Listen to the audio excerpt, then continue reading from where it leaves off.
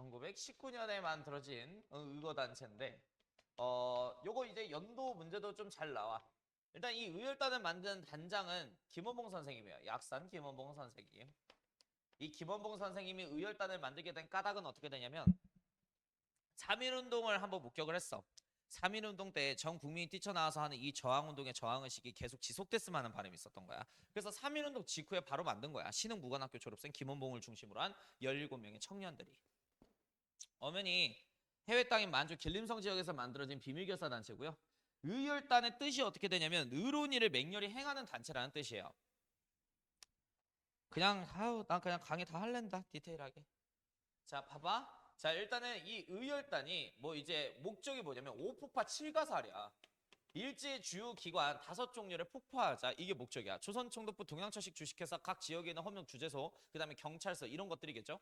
자 그리고 이제 또 하나 더 7가살. 우리 조선민족을 괴롭히는 7종류의 사람을 암살하는 게 목적이었던 거야. 조선총독 대만총독 그다음에 각 육군 장교 해군 장교 그다음에 경찰 장교들 그다음에 친일파 조선인 그다음에 일본인 부호들 뭐 이런 사람들입니다.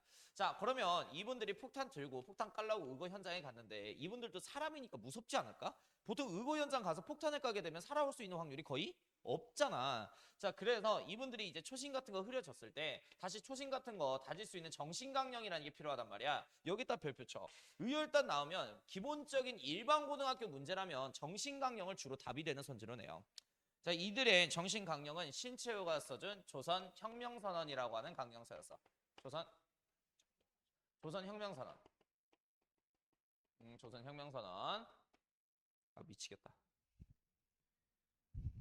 제 하랑이 커피 먹으라고 이렇게 해줘서 커피 내 것도 하나 시켰거든. 그래서 저기다 데스크에다 놔달라는 거였는데 여기다 놔뒀어. 무슨 죄수 마냥. 잠깐만.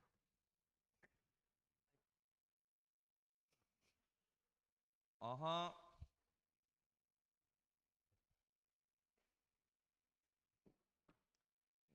강아지 된 거 같네. 자, 아무튼 이제 23년에 이제 조선혁명선언이 만들어지게 되는데, 이 조선혁명선언을 쓴 사람은 신채호 선생님이세요. 신채호.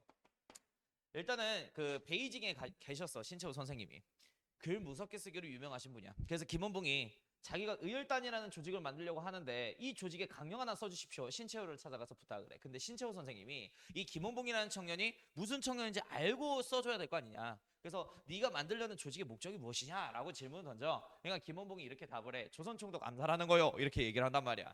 그럼 신채호가 비웃듯이 이렇게 답을 해. 아, 네가 조선 총독을 암살하면 새로운 총독이 오겠지. 그러니까 김원봉이 그 총독 새끼도 죽여버리겠대. 그래서 신채호가 또 이렇게 답을 해. 새 총독이 오면 그 새 총독도 죽여버리겠대. 이렇게 해서 총독을 계속 암살을 하게 되면 일본 민족 안에서 조선인에 대한 공포감이 생겨서 어떠한 일본인이 총독 자리에 앉아서 조선인을 다스리려고 하겠냐는 거야. 이렇게 해서 일본 민족에게 공포심을 새겨넣어 조선 땅에 관련된 지배를 포기하겠다는 게 이 사람의 의도래요.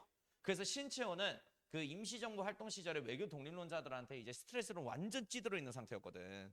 자, 이분은 무장투쟁하겠다고 얘기한 거잖아. 그러니까 이제 김원봉이라는 청년 뒤에서 빛이 보이기 시작하는 거야. 그래서 4달 동안 열심히 작성해 준 게 조선혁명선언인데 핵심 내용 알려줄게. 자, 무장투쟁을 지지하는 발언이 있어요. 우리 민중의 대본영 그리고 이제 우리 민족의 혁명은 총칼 폭탄 등 폭력적인 수단으로만 쟁취가 가능하다. 뭐 무장투쟁 지지하는 말이 있고요. 그 다음에 이제 자치론을 비난합니다. 자치론이 아까 제가 얘기한 타협적 민족주의자들 있죠? 걔네들을 비난한 거야. 그건 엄연히 친일행위잖아. 일본과 타협을 왜 해. 그리고 처단 대상이 왜 처단이 돼야 되는지 친일파들이 왜 죽어야 되는지 그 이유 같은 게 적혀져 있는 거야. 그래서 의거 현장에 가서 슈르탄 까기 두려웠을 때 조선혁명선언을 딱 펼치고 그래 내가 이런 새끼 이런 목적으로 죽이려고 그랬지 초심 다짐이면서 의거 활동하라는 뭐 그런 강령이에요. 자, 활동 내용 볼게요. 1920년 부산경찰서 하시모토 서장에게 폭탄을 던져서 부산경찰서 건물과 부산경찰서 서장을 저세상으로 날려버리신 분이 계셔요. 그분이 누구냐면 박재혁 선생님이야. 박재혁. 자, 시험에 나올 만한 것만 얘기하고 갈게요. 다음 주에 자세하게 얘기해 줄게. 요거 관련해서. 자, 그리고 이제 20년에 밀양경찰서에 폭탄을 던지신 분이 있어. 그분이 김원봉 선생님의 고향 동지인 최수봉 선생님이에요. 김원봉 선생님이 남한테 누구를 소개할 때 나 밀양 사람 김원봉입니다라고 소개를 하거든. 그러니까 이제 최수봉과 김원봉은 고향이 같은 동지예요. 그래서 이제 최수봉 선생님이 3.1 운동 때 많은 사람들을 다치게 한 밀양 경찰서에 폭탄을 깎고 계신 분이 최수봉이야. 그리고 21년에 조선의 최고 지배기구죠. 남산 조선 총독부를 향해서 폭탄을 던지고 오신 분이 계시는데 남산 조선 총독부에 폭탄을 던지고 오신 분이 김익상 선생님이세요. 김익상. 그 다음에 이제 1923년에 악질 중에 악질 경찰이죠. 유동인구가 가장 많은 곳이 한성의 종로입니다. 종로경찰서에 폭탄을 까고 오신 분이 김상옥 의사세요. 아, 이야기 졸라 재밌는 거 많은데요. 안타깝습니다. 자, 24년에 다음 시간에 자세히 얘기해 줄게. 왜 그러면 나 무서워. 그거 다 얘기하다가 이제 진도 놓칠까 봐 나 무서워. 도쿄 황궁, 즉 일본 천황에 살고 있는 도쿄 황궁에 폭탄 까고 계신 분이 계셔. 그분이 김지섭 선생님이야. 김지섭. 근데 도쿄 황궁 건물에 직접 폭탄을 던지지는 못했고요. 황궁 건너가는 다리에 던져요. 자, 근데 역사상 메이지 정부 출범하고 나서 천황에 살고 있는 황국이 처음으로 테러된 사건이어서 일본 애들이 충격에 휩싸이게 돼. 자, 그리고 26년에 동양척식 주식회사 경제침탈기구죠. 그 다음에 이제 조선식산은행 건물에다가 폭탄을 까신 분이 나석주 의사세요. 그러니까 조금 지엽적으로 나오면 이거 이제 연결하는 이런 문제도 나오기는 해요. 알겠지? 근데 26년에 나석주 선생님 이후에 의열단단장 김원봉은 나름 후회 아닌 후회를 하게 돼. 왜 그러냐면 이렇게 청년들 보내서 일제 주요기관을 테러하다 보면 일본 애들이 공포감이 생겨서 조선 민족에 대한 지배 포기할 거라고 생각한 거야. 근데 오히려 일본은 날이 가면 날이 갈수록 더 강성해지는 상태인 거지. 그래서 이 청년들의 희생이 물거품이다라는 이런 생각도 들기도 해요. 그래서 이러한 노선 말고 의거활동 노선 말고 우리가 독립군을 구성해서 대규모 독립전쟁을 통해 주권을 되찾아야겠구나라고 생각이 바뀐 거야. 그럼 독립군을 양성하는 방법을 알아야겠지. 근데 알아 몰라. 모르지. 그럼 모르면 어떻게 하러 가야 돼? 배워야 돼. 그래서 아우 힘들어. 이때 중국 국민당 정부의 육군 무관학교가 광저우에 있는 황푸군관학교라고 하는 중국 육군 무관학교가 있어요. 그래서 광저우에 있는 황푸군관학교 학생으로 입교하기 위해서 의열단단자 김원봉과 단원들이 여기로 입교하기 위해서 황푸군관학교가 있는 광저우까지 찾아간 거야. 이때 황푸군관학교의 교장 선생님이 누군지 알아? 장제스야. 이 장제스 들어보셨을걸요? 장제스가 나중에 중국 국민당 정부에 이거되는 사람이야, 총통. 근데 이때 교장이었어, 황풍고등학교. 근데 장제스가 이미 김원봉의 의열단의 열혈 팬이었어. 자기 연예인이 김원봉이야. 왜 그러냐면 장제스가 군인 출신이에요. 이때 뭐 군인이고요. 당연히 군관학교 교장이니까. 군인들은 원래 남자다면 뭐 테토남 뭐 이런 거 되게 좋아해. 그저 그냥 고저 테토남 그 자체인 조직이잖아. 어떻게 보면. 그러니까 이미 장제스는 의열단의 팬이었고 아니 자신의 연예인이 의열단 멤버들과 단장 김원봉이 자기 학교 입교하기 위해서 정문에서 대기하고 있다는 소식을 듣게 돼. 버선발로 뛰쳐나가지. 그래서 장제스 교장이 김원봉의 손을 딱 맞잡고 당신과 같은 능력자들이 왜 학생으로 들어오려고 하십니까? 교관으로 들어와 주세요 해서 몇 달 동안 교관 생활을 해. 근데 이분들이 돈 벌러 온 건 아니잖아. 그래서 교장한테 다시 찾아가서 장제스한테 부탁을 한단 말이야. 학생으로 받아주십시오. 이렇게 해서 황포공관학교에 학생으로 입교를 하게 되는데 이때 중국이 또 전신 상황이라 6달 속성 과정이었어요. 커리큘럼이. 자, 이렇게 해서 졸업을 했을 때 이미 장제스는 중국의 총통 자리에 올랐답니다. 그래서 총통 자리에 오른 장제스가 김원봉의 졸업식 연사를 축하해주면서 뭐라고 얘기하냐면 원봉아 여기 우리 중국 관내 지역에서 행여나 독립운동할 때 자금 필요하면 언제든지 총통이 된 나를 찾아와. 내가 너의 독립운동을 적극적으로 후원해주고 싶구나. 이렇게 해서 황푸공관학교에 입교해서 장제스하고 김원봉의 사제 인연이 시작되게 된 거야. 그 장제스의 첩이 있는데 쑥메이링이라고 있어요. 송미령이라고. 근데 이 쑥메이링이 그 김원봉 좀 별로 안 좋아했어요. 장제스 부인이. 이유가 뭔지 알아? 장제스가 김원봉 너무 좋아해. 그래서 밥 먹을 때 데이트할 때마다 쑥메이링한테 그 쑥메이링 우리 김원봉이 폭탄 던지는 법 알려줬는데 너무 잘 던져. 우리 원봉이가 있잖아. 공부도 너무 잘하는 것 같아. 우리 원봉이가 계속 김원봉 얘기만 한 거야. 그러니까 여자친구 입장에서 부인 입장에서는 역같지. 자기한테 집중 안 하고 그럼 김원봉이랑 사겨 이런단 말이야. 그래서 김원봉을 지원해 주는 거를 자꾸 방해했던 게 쑥메이링이었어요. 아무튼 그만큼 장제스는 의열단 이뻐한다. 김원봉 이뻐한다. 자, 그리고 이제 장제스 국민당 정부의 지원금을 받아 중국 국민당 정부 수도가 난징이야. 난징에 훗날 독립군 장교를 양성하기 위한 조선혁명 간부학교를 만들게 된 것도 장제스의 도움 덕분이고요. 조선혁명 간부학교. 자, 그리고 이제 38년에 우한 지역에서 중국 국민당 정부의 지원을 받아서 만들어진 최초의 중국 관내 항일전선 부대 조선 의용대가 의열단을 중심으로 창설할 수 있게끔 한 것도 장제스의 지원금 덕분이에요. 그래서 우리 역사 전공하는 사람들은 장제스한테 주민등록증 하나 파줘야 된다고 주장합니다.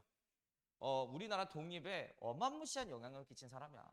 나중에 카이로 회담 때 영국 수상 처칠하고 미국 대통령 프랭클린 루즈벨트한테 조선 독립시켜주자고 먼저 얘기한 게 장제스예요. 그러니까 이제 대한 외국인인 거죠, 장제스. 이분이 그 지금 현재 대만 있죠, 대만. 대만 정부 건국자세요, 장제스가.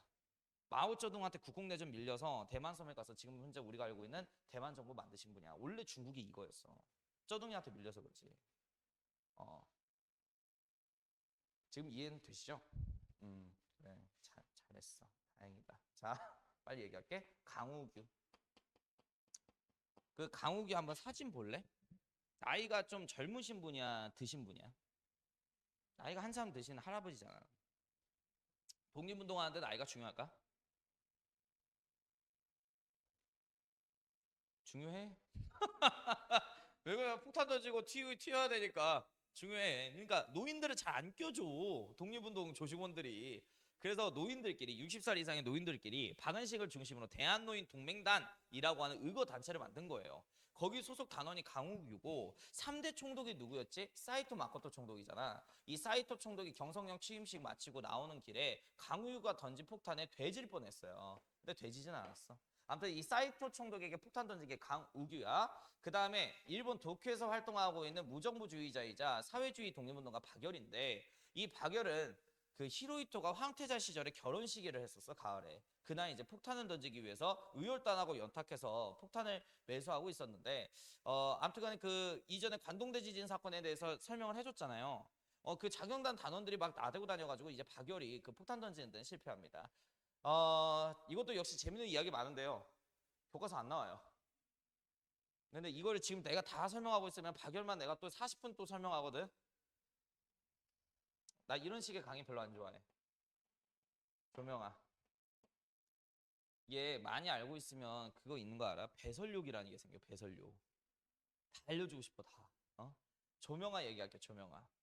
이 조명아는 일본 천황의 장인어른이자 대만 육군 대장이었던 구미노미야라고 하는 사람을 타이완에서 암살 시도했던 분이야. 구미노미야는 26년에 이 사람이 찌른 독검으로 사망을 하게 됐는데요. 제가 봤을 땐 독검으로 사망하기보다는 그 앓고 있는 지병으로 사망한 건데 교과서에서는 사살한 걸로 나옵니다. 그러니까 사살한 걸로 씁시다. 남자연은 교과서 안 나와요. 천재. 넘어갈게요. 일제강점기 사회경제문화사.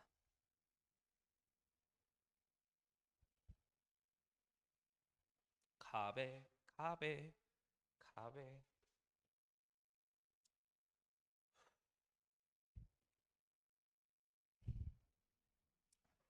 안 돼. 쉬면 더 힘들어.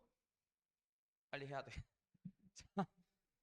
사회경제문화사 간다. 1912년에 조선 총독이 만든 은행이 있어. 경성에 만들어진 조선은행이요. 뭐 경성은 서울인 거 아시죠? 우리나라 뭐 자본 예속하고 통제하기 위해서 만든 거고 15년에 편제 관리하는 경성 우편국도 만들어진다. 우체국이에요. 아니 애당초에 총독부가 이런 거 관할하고 있어야 불령 조직이 만들어지나 안 만들어지나 쪽지로 이렇게 왔다 갔다 할 거 아니야. 그런 거 다 확인도 하죠. 자, 그리고 이제 1920년대부터 전기가 대중적으로 보급되기 시작한다. 이거 굉장히 중요한 사실이야. 그럼 전기가 대중적으로 보급됐다는 거는 일반 민간인들도 사용할 수 있다 없다? 있다. 그래서 밤에 간판 불빛을 무슨 사인이라 그러지? 네온 사인. 그래요. 네온 사인. 자, 아무튼 이 네온 사인을 볼 수 있는 건 1920년대부터다라는 거.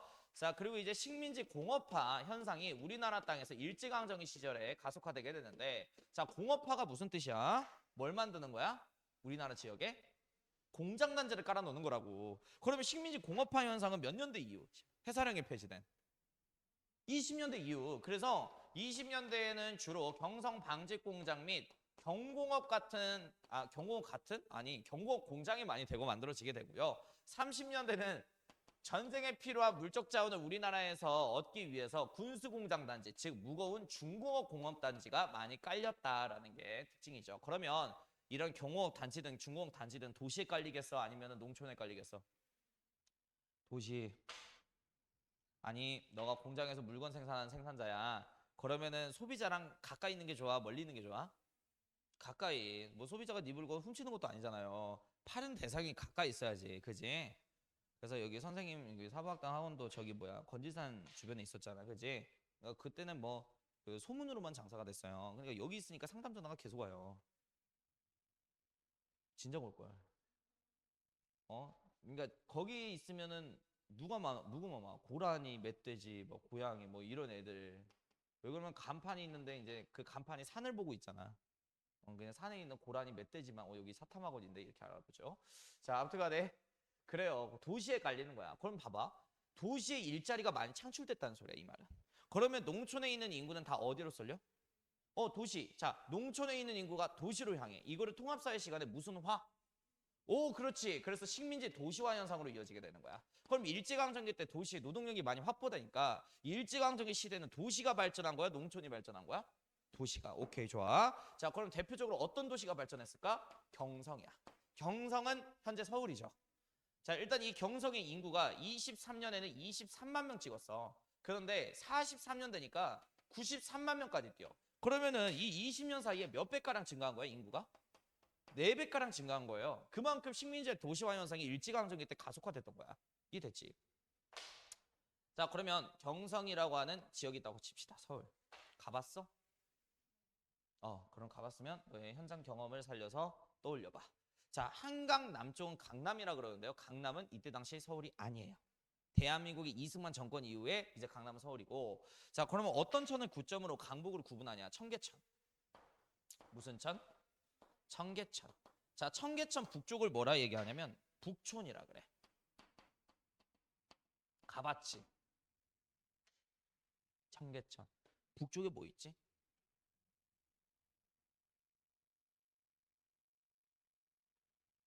북쪽에 뭐 있지? 광화문 있잖아, 경복궁. 그럼 그 궁궐은 누가 살아? 왕. 그러면은 양반들은 주로 옛날부터 어디에 살았겠어? 북촌, 남촌. 북촌. 그래서 북촌 한옥마을이 있는 거잖아요. 어, 지금 내 소리 뭔지 이해하시죠? 어. 그리고 솔직히 말하자면 선생님도 서울 잘 몰라요. 전라도 촌놈이기 때문에 몇 번밖에 안 가봤고요. 거기만 위주로 가봤어요. 뭐 이제 문화재 있는 위주. 경복궁 있어서 그때 좀 이렇게 알았어. 내가 이 얘기 지금 왜 하는지 알아? 지금 여기 강의 듣는 애 중에 또 이제 서울 중계동 다니는 애가 있어요. 중계동에 있는 애가. 그래서 또 아는 척 할까 봐. 내가 아는 척 하는 걸까 봐. 됐어? 자, 청계천 남쪽은 뭐라 그러냐? 남촌이라 그래. 그럼 봐봐. 북촌은 누가 거주해? 조선인이 집단 거주하겠다. 남촌은 일본인 집단 거주지야. 청계천 남쪽은. 이유 알려줄게. 남촌에 뭐가 있냐면 남산이 있어요. 남산에 이전에 조선의 최고 지배기구인 뭐가 있었지? 조선 총독부가 있었어. 그래서 총독부를 중심으로 번화 일본인 거리가 쫙 깔렸다고 생각하면 돼. 자, 뭐 대표적으로 번화 거리로 발전한 게 본정이라고 하는 거리인데 이 본정이 지금 현재 충무로예요. 남촌에 있고요. 그 다음에 명치정, 명동이에요. 여기가 이제 번화 거리로 성장을 하게 됐다라는 거. 명동 이렇게. 그리고 이거 적어놔. 우리나라 최초의 백화점이 1930년에 만들어진 미스코시사에서 만든 미스코시 백화점이야. 그럼 백화점에서 물건을 거래하는 사람은 몇 년 이후에 볼 수 있는 거야? 30년 이후에 볼 수 있는 거야. 알겠지? 이런 식으로 문제 나와. 됐니? 20년 된 볼 수 없어. 미스코시 백화점에서 이제 물건을 구입하는 사람. 근데 이 미스코시 백화점이잖아. 그러면 너가 백화점 사장님이야. 남촌에 설치해, 북촌에 설치해? 남촌이지. 왜 그러냐면 조선 총독이 당연히 일본인 집단 거류지인 남촌을 중심으로 발전시키지 않겠어? 유동인구가 여기가 더 많아졌겠네. 그래서 남촌이 이때 당시에 번화에 가였기 때문에 미스코시 백화점은 남촌에 있어요. 그래서 교과서 보면 청계천 그림 밑에 백화점 여러 개가 깔려 있거든. 그 중에 하나가 미스코시 백화점이야. 그럼 그 그림이 의미하는 바는 뭐냐면 청계천 남쪽이 남촌에 주로 백화점이 있다라는 걸 명시를 하라는 거야. 자, 됐고. 아유, 힘들어. 아무튼 경성 끝났고. 자, 그 다음에 이제 계양창도시 얘기할게. 계양창도시. 라라라라라라 자, 그 강화도 조약 때 열린 항구 세 개 말해봐. 부산, 또 원산, 또 인천. 자, 여기가 이제 세계 개항장이잖아요. 옛날부터. 그래서 외래 선진 문화가 들어오게 되면 이 지역부터 들어오게 돼 있습니다. 그래서 저 지역이 번화 도시로 발전할 수밖에 없는 거고, 그다음에 또 하나 더. 일제강점기 때 철도가 깔려. 철도가 깔려져서 여기 만들어져서 유동 인구가 많아져서 번화 도시로 성장한 도시들이 몇 개가 있어요. 전라북도에 이리라고 하는 구역이 있단 말이야. 이 이리. 여기가 어디냐면 전북 익산이야. 그래서 옛날에는 이리라고 불렀기 때문에 이 익산역이 아니라 이리역 이렇게 불렀죠. 이리역이 14년에 완공됐어요. 기차 타고 다니나? 그지? 그럼 기차역에 그 이제 기차역에 대한 역사 이런 거 있어. 이런 거 봐. 그래, 내가 변태 새끼야. 정상에는 그런 거 보고 다니지 않지. 그래. 자, 아무튼간에 뭐 이제 이리역이 14년에 만들어졌는데 생각을 해봐. 이리역이 왜 만들어졌을까? 이리는 전라북도를 관통하는 무슨 선의 핵심역이지? 호남선의 핵심역이야. 쌀 수탈 약탈하려고 호남선 깔았는데 거기에 핵심이 이리야. 이리, 익산. 그래서 익산의 유동인구가 많아져서 번화도시를 발전했고요. 맞춰보세요. 여기가 충청도에 있는 역인데요. 여기 도시의 유일? 아니. 근데 재밌는 거 많더라. 여기 도시의 최대 자랑거리는 빵이에요. 빵. 대전이에요. 원래 이 대전의 뜻이 뭐냐면 큰데 밭전이야. 큰 밭농사 짓는 땅이야. 그냥 밭농사 짓는 땅이었는데 갑자기 엿갈리면서 떡상한 거죠. 지금의 대전이 된 거지. 대전. 성심당 빵을 먹고 느낀 건 그 성심당 빵에서 땀 냄새가 나. 땀 냄새. 그럼 진짜 땀 냄새? 만든 사람의 철학이 느껴져. 아니, 나 감동 먹었잖아. 빵 먹고 처음 감동 먹은 적이 처음이야. 감동을 파시더라고. 근데 너무 싼 가격에 또 파시더라고. 나 소보루빵 먹고 눈물 날 뻔했어. 와, 왜 이렇게 잘 만들어? 나 진짜 먹으면서 나 뭔 생각까지 했냐면 이거 악마하고 거래했나? 나 이런 생각도 했어. 아니, 그만큼 와, 너무 빵 맛있어. 대전 애들 감사해야 돼, 항상. 그런 빵집이 있다는 거 자체가. 자, 조치원. 조치원 어딘지 알아? 세종 옆에 있는 충청도의 핵심역이야. 그래서 아무튼 여기도 충청도권이고요. 자, 그다음에 이제 의주역이라고 해서 의주가 이렇게 있다면 중국과 조선의 국경 지역이야. 여기 당연히 유동인구 많아졌겠지. 그래서 이 의주가 이제 철도역 만들어져서 번화도시로 성장을 한 거고 항만도시라고 해서 항구가 깔려서 번화도시로 성장한 케이스가 있단 말이야. 자, 일단 뭐 대표적으로 군산항입니다. 군산항. 그럼 군산은 전라북도 군산인 건 알고 있을 거 아니야. 그럼 딱 봐도 뭘 약탈하기 위해서 이 항구를 깐 거야. 쌀. 쌀. 그래서 군산에는 어떤 동네가 있냐면 나중에 한번 찾아가 보세요. 장미동이라고 하는 동네가 있어요. 이제 군산은 일단은 배로 쌀을 운반하는 거란 말이야. 산미증식 계획이. 그지? 자, 그러면 군산항에 배가 들어올 때까지 쌀을 보관해 놓는 창고가 있어야겠지. 그 창고가 여럿 있는 동네를 장미동이라 그래. 길장에 쌀미에 동네 동자를 쓰는 거야. 길게 쌀을 보관해 놓는 창고가 있는 동네. 그리고 군산 뭐로 유명한지 알아? 군산? 음식 뭐가 유명한지 알아? 짬뽕. 거기다 적어. 중국관. 여기가 짬뽕 존나 맛있어요. 나중에 군산 가면 가보세요. 죄송해요. PPL입니다. 저희 삼촌이 하는 중국집인데요. 아니, 아니 홍보해달라 그랬어. 근데 진짜 맛있어. 내가 먹은 짬뽕집 중에 제일 맛있어. 진짜 개 맛있어. 짬뽕 말고도 짜장면, 탕수육 개 맛있습니다. 진짜. 저기 진솔쌤이랑 같이 갔는데 쟤도 진짜 맛있다 그랬어. 진짜 되게 맛있어. 그래요? 가든지 말든지. 자, 목포. 가족의 부탁이니까 거절을 못하고 자연스럽게 PPL 녹여내는 게 핵심이죠. 자연스럽게 필기를 했을 거야. 자, 아무튼간에 이제 목포는 목포하고 그다음에 전라도의 쌀 자원을 수탈하기 위해서 만든 항구야. 그래서 아무튼간에 군산하고 목포가 대표적인 항만도시다. 둘 다 전라도에 있는 거. 네, 됐습니다. 자, 그러면 이게 일제강점기 때 도시 역사는 다 끝난 거야. 그럼 도시는 이렇게 발전을 했어. 그럼 당연히 도시의 반대가 농촌이잖아. 농촌은 어떻게 됐다? 쇠약해졌다. 자, 그러면 일제강점기 때 농촌의 변화에 관련해서 얘기할게. 일단 그 첫 번째가 1910년대 토지조사서. 자, 땅 다 뺏겼어요. 조선 농민 사람들이 토지 조사 사업.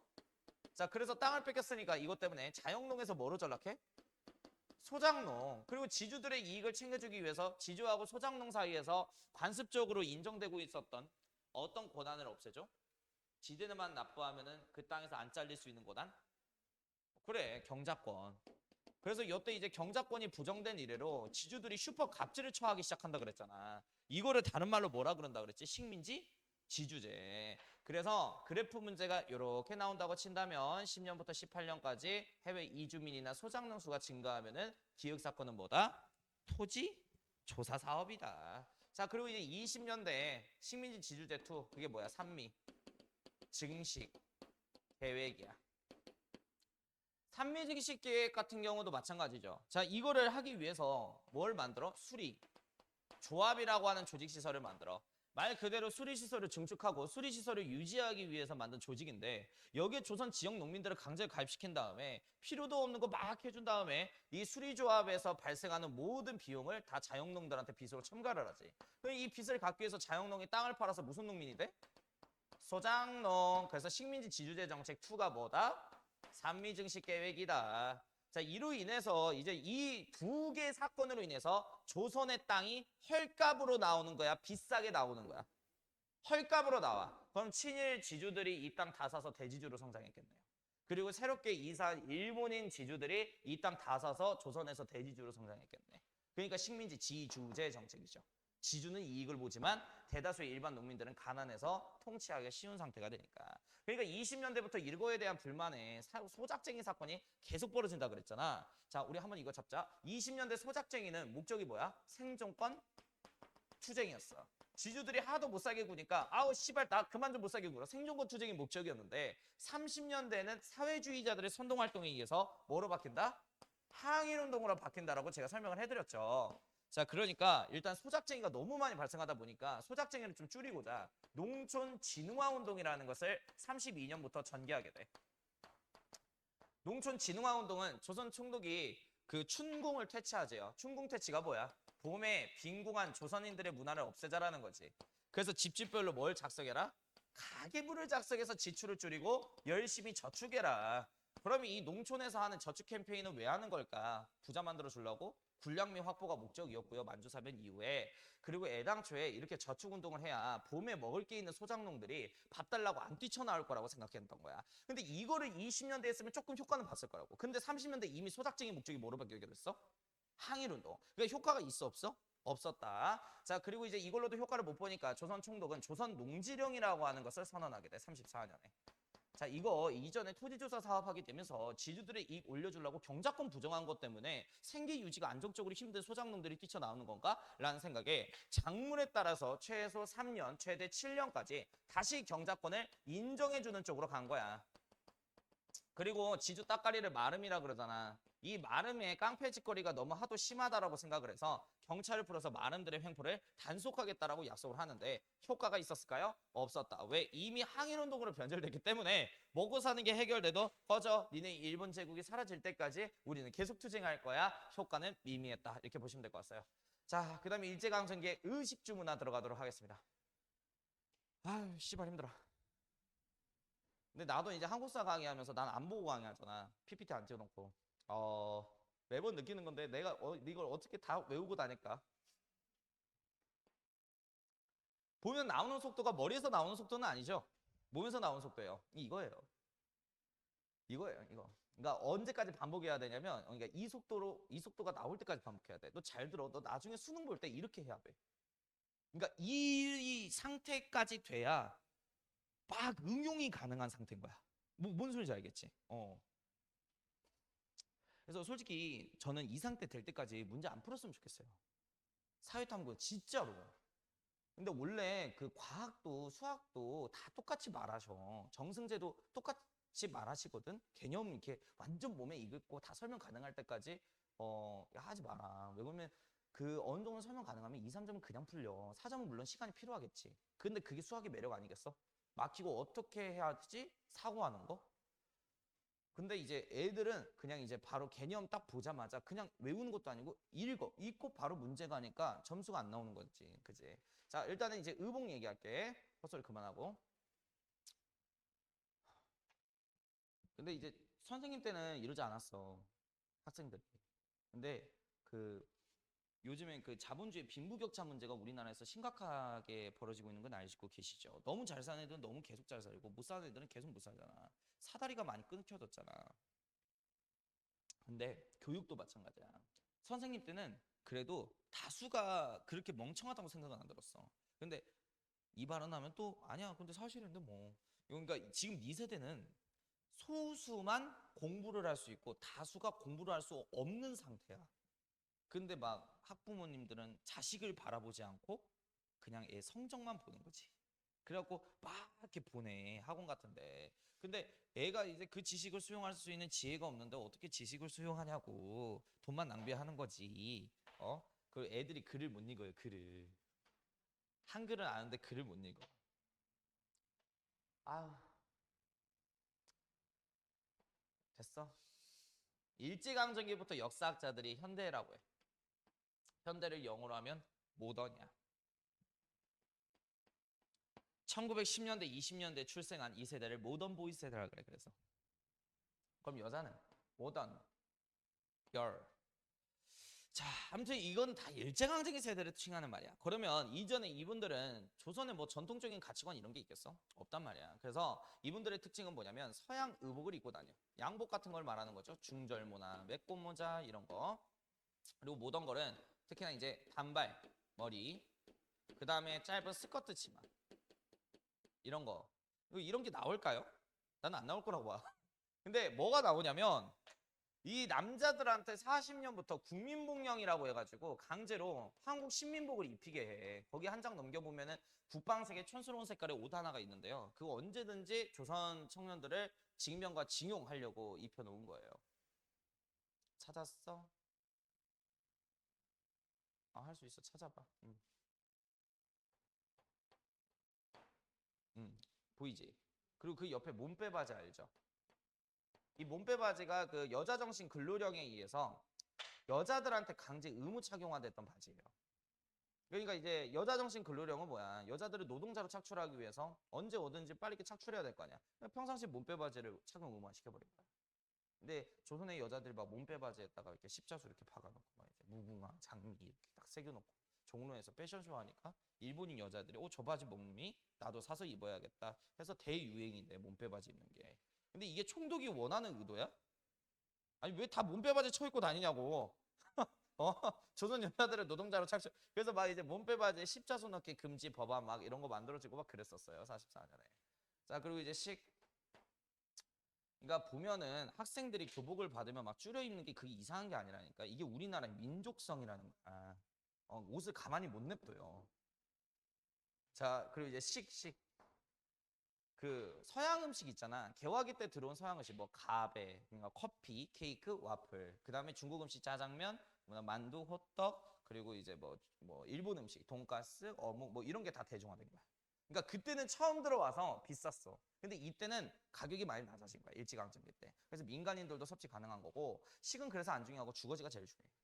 자, 일제강점기 때 등장한 주거지가 문화주택이라는 거야. 문화주택. 그러니까 이 문화주택이라고 하는 거는 이 주택이라고 하는 거는 자는 공간 아니겠어? 이 자는 공간에 일할 수 있는 다용도실도 들어오게 되고 그 다음에 벼놓을 수 있는 화장실도 들어오게 돼요.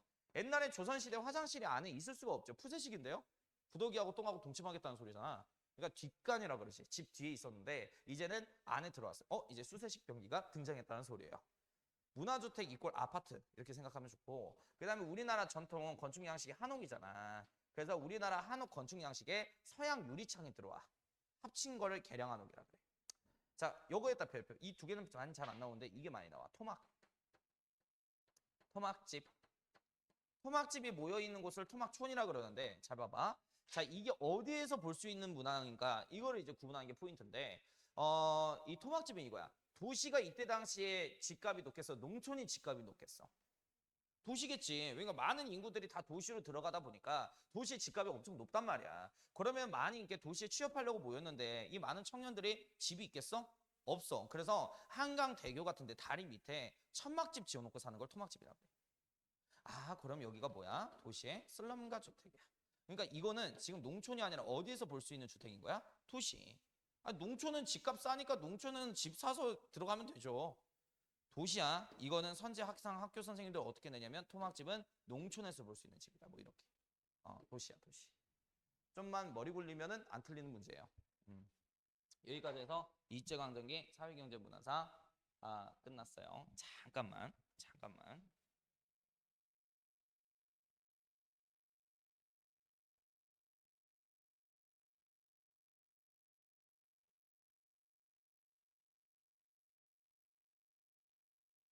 음. 아, 국어 연구하자. 국어 연구. 아이고 힘들어. 국어 연구 얘기할게. 자, 우리 민족의 정신과 혼이 담긴 게 국어하고 역사라고 할 수 있어. 그러니까 일제강점기 때 우리나라 국어 파괴운동, 역사 파괴운동이 가속화됐겠지. 그래서 우리나라 국어를 지키기 위해서 여러 단체들이 등장하게 되는데 21년부터 31년까지 존재했던 조선어 연구회예요. 그 첫 번째는 조선어 연구회. 기억할란가 모르겠는데 1907년에 국어 문법을 만드신 단체가 있어. 주시경을 중심으로 한 국문연구소야. 이 국문연구소의 법통을 계승한 게 학술을 계승한 게 조선연구회야. 그래서 이 조선어 연구회는 국문연구소의 대표적인 선생님이 누구지? 주시경. 주시경 제자들로 구성돼 있어요. 조선어 연구회는. 주시경 알죠? 자, 조선어 연구회 업종 얘기할게. 힘들어. 한글이라고 하는 자꾸 힘들다고 해서 미안한데 진짜 힘들어. 한글이라고 하는 잡지의 초본을 만드신 분이 여기에 소속되어 있는 국어학자들이셔. 자, 이거 왜 만들었지? 문자 보급운동 지원해 주려고. 문자 보급운동은 아까 어떤 언론사에서 주관했다 그랬어? 그래, 조선일보의 문자보급운동을 지원해줬던 업적이 있는 게 조선어 연구회예요. 자, 그리고 아무튼간에 한글 잡지 초본 만드셨고, 그 다음에 이 조선어 연구회가 각야날이라고 하는 거를 제정을 해. 각야날. 자, 이 각야날은 음력으로 따지면 9월 29일이지만 양력 10월 9일이에요. 지금 현재 따지면. 그래서 한글 19만 이렇게 외우면 좋죠. 한글날이에요. 한글날. 자, 그리고 이 조선어 연구회가 31년에 조직의 이름을 개편해 42년까지 있었던 조선어학회로. 조선어학회. 자, 그러니까 이 조직이 이렇게 개편이 된 거야. 근데 이거는 진짜 쉬워. 왜 그러냐면 너가 국어 문법 공부할 때 어렵다고 생각하는 그거 있지. 그런 것들 다 이분들 업적이야. 뭐가 있겠어? 썸남이 이거 못 지키면은 정 떨어져요. 뭐야? 맞춤법이에요. 너 바로 말하네. 맞춤법 통일한. 그 다음에 표준어, 스탠다드 언어죠. 표준어. 앞으로 이렇게 생긴 도구를 어느 지방이든 뭐 가우, 가이 이렇게 부르지 말고 가위라고 합시다 라는 식으로 스탠다드 말을 정한 거야. 자, 그리고 영어를 어떻게 문법상 표기해야 옳은지 외래어 표기법 제정하신 거고요. 자, 그리고 이제 마지막 말모의 프로젝트라는 걸 한단 말이야. 우리나라의 정신이 담긴 게 우리나라 언어란 말이야. 근데 일제가 이 우리나라 언어를 파괴하려고 하고 있잖아.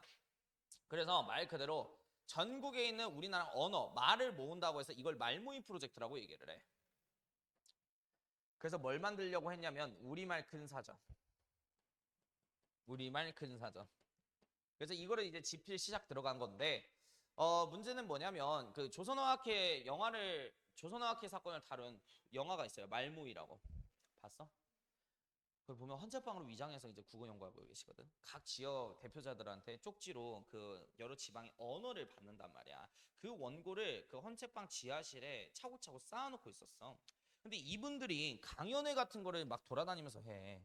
조선어학회는 31년이면 동아일보의 분화로드 운동이 한참이었던 그런 시점이야. 그래서 이 단체는 조선일보의 문자보급 운동 지원해줬잖아. 근데 이 단체는 분화로드 운동 지원해줘. 그래서 한글 강연쇼 같은 거를 막 하고 다녔다고. 근데 이때 당시 한글이 실질적으로 금지된 언어였고요. 어떤 여학생이 한글 공부하다가 일본 순사한테 걸려. 그래서 야, 이런 불어 문자 누가 알려줬어? 하면서 추궁한 결과 조선어학회 멤버였던 거야. 그래서 이 사건을 기점으로 해서 치안유지법 위반을 근간으로 해서 전부 다 형무소에 조선어학회 지도부들이 수감되는 사건이 벌어져. 이거를 조선어학회 사건이라 그래. 42년에. 무슨 법에 입각해서 형무소에 수감됐다고? 치안유지법. 그러면 사상범으로 분류돼서 수감된 거네. 그래서 대표적인 인물이 최연배, 이국루 뭐 이런 사람들인데요. 형무소에 수감돼서 우리말 큰 사전 원고를 빼앗겨서 전부 다 소각 조치됩니다. 그래서 못 만들어질 뻔했는데 나중에 우연치 않게 해방 이후에 경성역 창고에서 우리말 큰 사전 원고 복사본이 발견된 거야. 그래서 나중에 해방 이후에 한국전쟁 끝나고 나서 한글학회라고 하는 국어단체가 우리말 큰 사전을 끝내 완성을 했다라는 거. 여기까지 해서 잠깐 좀 끊읍시다.